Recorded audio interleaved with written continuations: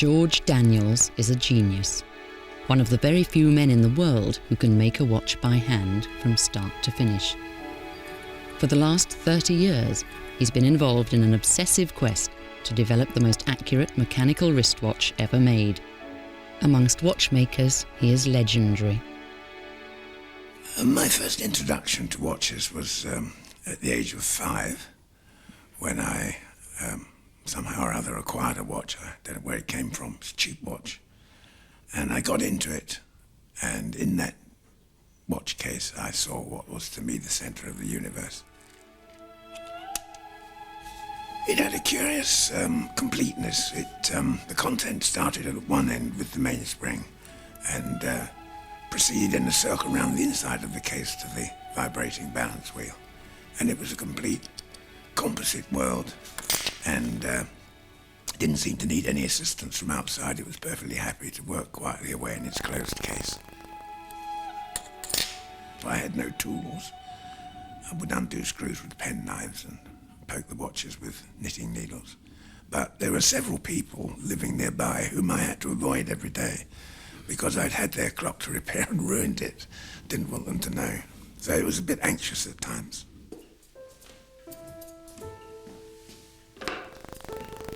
George first made a name for himself as an expert on repairing antique clocks and watches.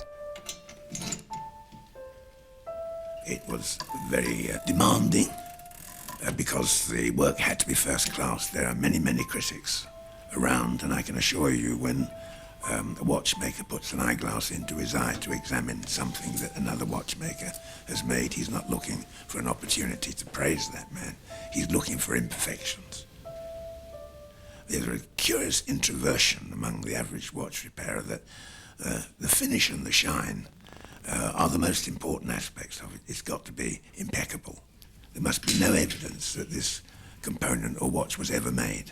It's got to look as if it were created out of the atmosphere. In 1968, George began work on the first of a series of pocket watches.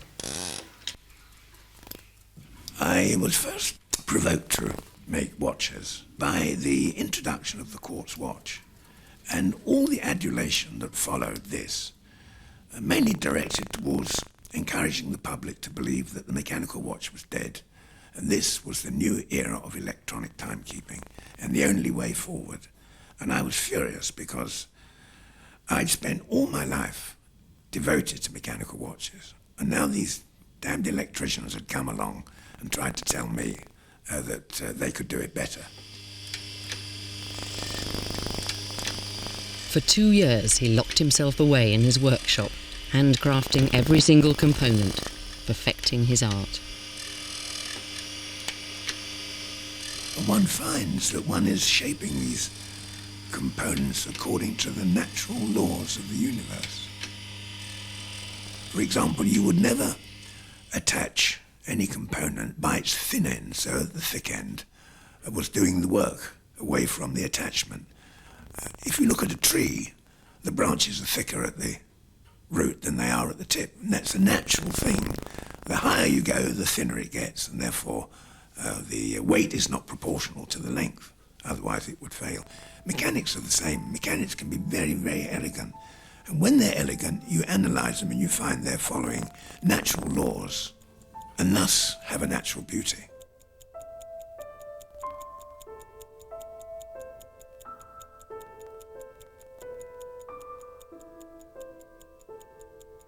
He sold his first pocket watch for £1,900. By 1980, it was worth £100,000, but George still wasn't satisfied.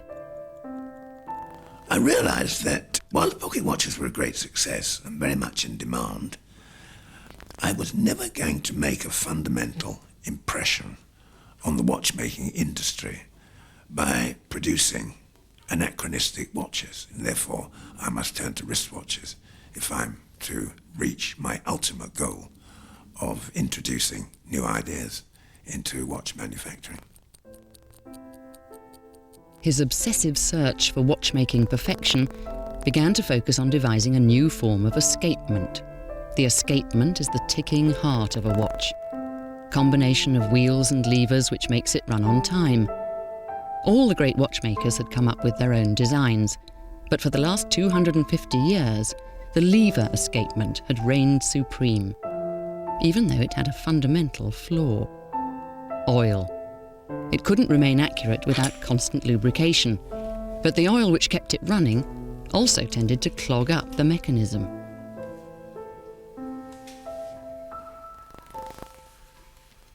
I realised that if I could invent another form of escapement that didn't require lubrication, then I could put up as good a performance as the quartz watch. Not in the short term, because the quartz will always beat the mechanical in the short term, but in the long term, my watch, I predicted, would run for 15 or 20 years. After 5 years of constant experimentation, George made a breakthrough, devising an escapement which didn't need oil. The difference between this and the conventional escapement occurs because there is now no rubbing action between the escape wheel, the impulsing wheel, and the oscillator. There is simply a gentle push as this tooth falls onto that pallet and gently pushes it aside. It's just like pushing open a gate. No friction involved at all. Whereas in the conventional escapement, there's a huge sliding action as the wheel passes the locking pallets. In 1975, George built his prototype wristwatch, but it took a further 25 years to convince the Swiss watchmaking industry that his new escapement could be mass-produced. We had ludicrous situations where I took a watch and a drawing and showed them how it worked, and they said, "Oh, well, no, it's too complicated, and in any case, we don't make pocket watches." So I went home and got a wristwatch and put the same escapement in the wristwatch. Took it back, and they said, "Oh, well, we make thinner wristwatches." So I went home and got a very thin wristwatch, put a newly modified escapement, but that was, for some reason, they couldn't accept it. And then they did try to make it and failed, so therefore it was no good. There'd be no question of them failing. It must be me. And it went on like that for 15 years.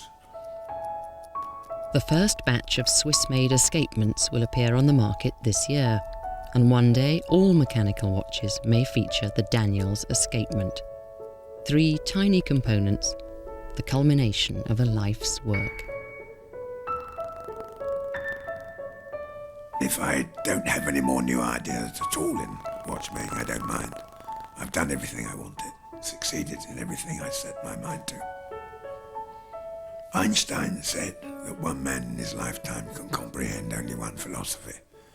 When he's done his best, he leaves it to others to continue. I'm perfectly happy with that.